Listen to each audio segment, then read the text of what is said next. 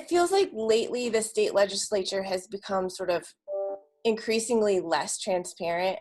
After the walkout, there was, dozens of bills that just flew off the floor and passed without any discussion. Now there's, special sessions where they're not accepting any public testimony.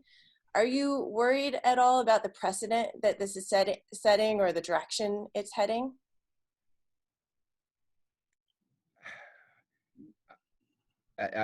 This was highlighted because of the three bills, 1701, 1702, and 1703, which were unemployment insurance bills. Those bills came in from wherever they came in at the last second. And as a result, we did not do what you should do going into the special session. We violated the cardinal rule that I've tried to tell us over and over.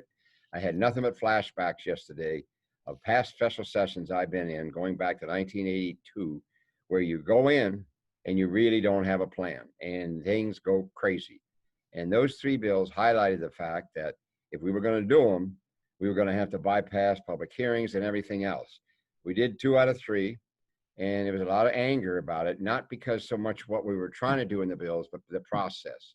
So I think you're asking that more about those bills than you are the last special session, where we were able to do a lot because many of those bills had already been aired by the Joint Committee on the Coronavirus that Speaker and I had put together way back in February and in March. So you can never get the level of public hearings that you ordinarily do when you call a special session. A special session by nature is an emergency session. And as soon as you say that, you're talking about very fast actions, instant reactions, because something isn't right or you got to do certain things. So you cannot have the same level of public hearings. Now, we're also burdened because of the Capitol is closed, as you know. I'm in this building, it's closed.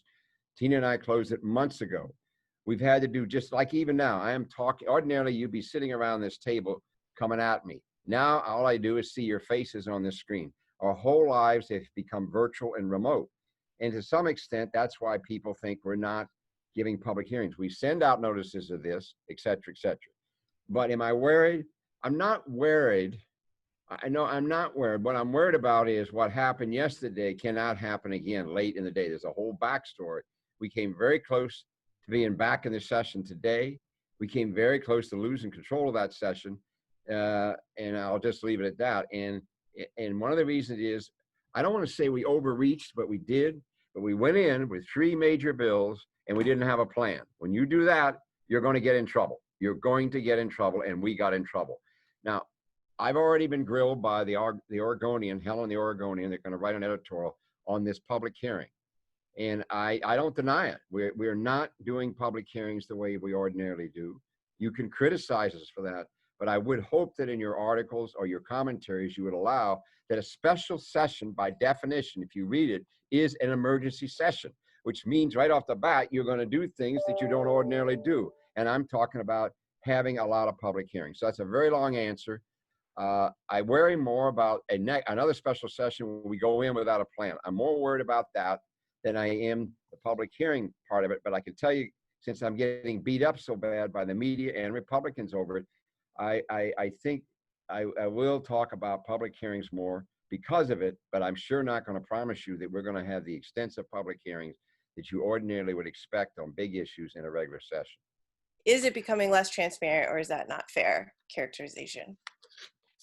I don't think it's becoming less transparent. It is become more complicated to govern in a pandemic. And we are trying new ways to get input. And for example, on the policing bills, on the one bill that ended up passing, there had been a lot of conversation about the bill. And it's usually a combination of public input and what we'd like to call stakeholder input, people who are kind of experts or people who work in the fields that these things come up in. And I thought we got good feedback on that bill. I will say the employment department bills were very late. But given the necessity of what was going on, that has been going on in the employment department, we've decided to elevate them and take a run at them. And I think what you saw in one of the bills was just members being like, we don't understand it. We can't agree with it. And that's unfortunate. I wish we had the bill a couple weeks ago where we could have had, some more process. We are trying, and going forward, we'll continue to figure out more ways to get people's input. but we are not going to open up the building. It's not safe.